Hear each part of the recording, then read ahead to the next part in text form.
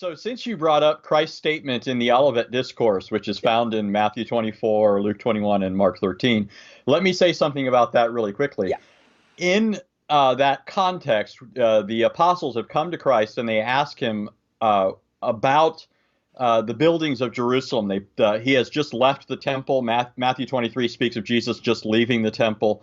And so they're on the Mount of Olives. They're looking at the Temple Mount and the buildings in Jerusalem. And they draw his attention to them and they say, Lord, look at all these beautiful buildings and so forth. And Jesus said, I tell you the truth, not one stone here will be left on top of another. And that leads them to ask, when's all this going to happen and what's going to be the end of the age? And so in the context of that, Jesus says, with some variation in the different accounts, depending on what the emphasis was of the gospel writer, but they say, or Jesus says, no man knows the day or the hour, not the angels in heaven, nor the Son, but the Father only. Now, there's several things to be observed here. In the first place, this isn't Islam, no matter how you interpret it. Jesus here categorically distinguishes himself from men and angels, and he ranks himself above them, right? No man knows, not men, not angels, and then he says, not even the Son.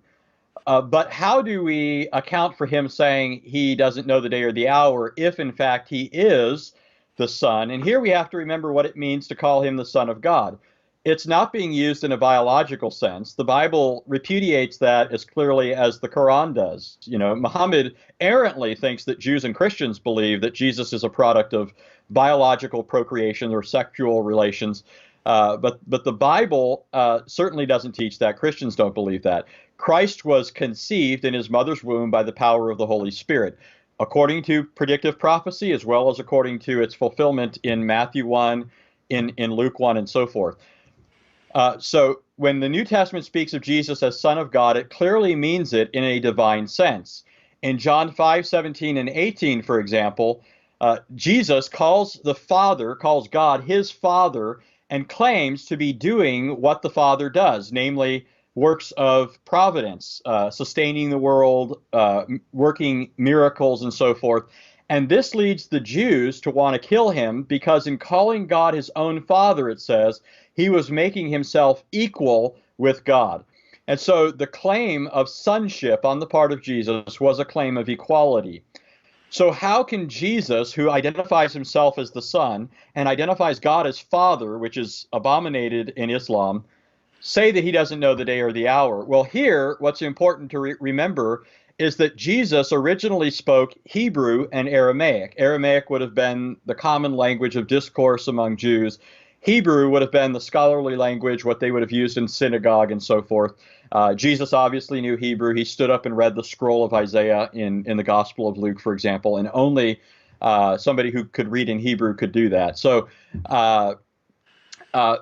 but in Hebrew and Aramaic, there is a form of a grammatical form known as a causative, where when a person uses the word know, it doesn't always have to refer to cognitive information or intellectual data.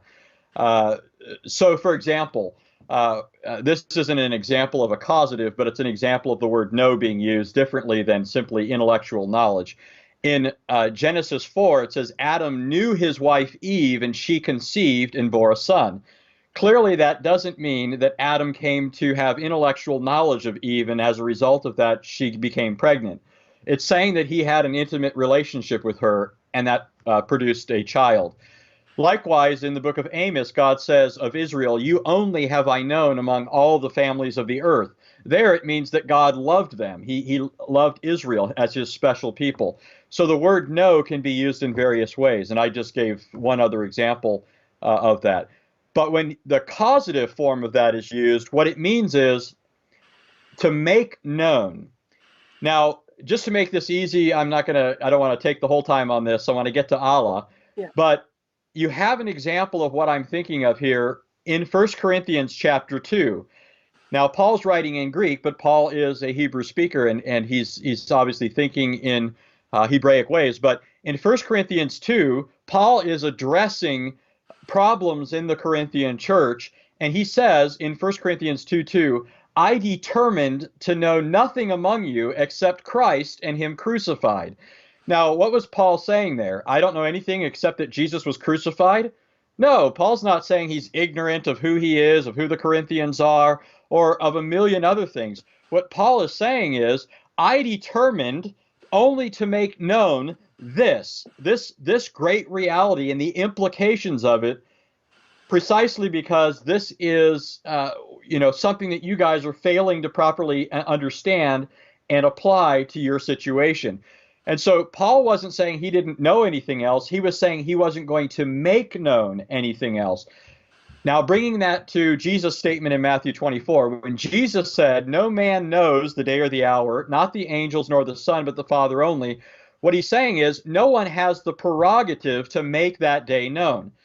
Now, contextually, what Jesus is referring to is the coming, his future coming, to receive his bride. He even goes on to give a parable of 10 virgins, remember that, and of the bridegroom. Yeah. He's clearly talking about the coming of the bridegroom for his bride, or of the groom for his bride.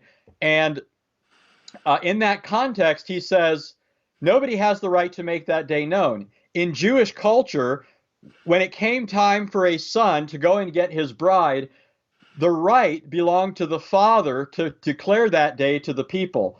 The son couldn't tell people when that day was. And so all Jesus is doing in Matthew 24 is saying, I am the Son, he is the Father, it's his prerogative as the Father to declare that day to men. That's why that passage doesn't refute the Spirit knowing the day or the hour, because Jesus is talking about the Father's prerogative to declare the day, which is the Father's prerogative. And that's proven, by the way, in Acts 1, when the disciples said to Jesus, are you at this time going to restore the kingdom to Israel? And Jesus said, it's not for you to know the times or seasons which the Father has fixed by his own authority. He says, you just be busy about the work that God has given you. So it's the Father's prerogative to make that day known. So that's how I would address that passage. The classical way that people address that passage is to explain it in terms of Christ's two natures. I think that works in part because Christ obviously had a divine nature and a human nature, and his human nature is really human. He slept, he wept, he died in his human nature. It was a real human nature. And so from that perspective, he could grow and learn and so forth. But I don't think that it's consistent with the context to make that the interpretation, because of all that I just said, and because that explanation wouldn't account for how the Spirit is not included there, because it's not talking about intellectual knowledge, but declarative knowledge.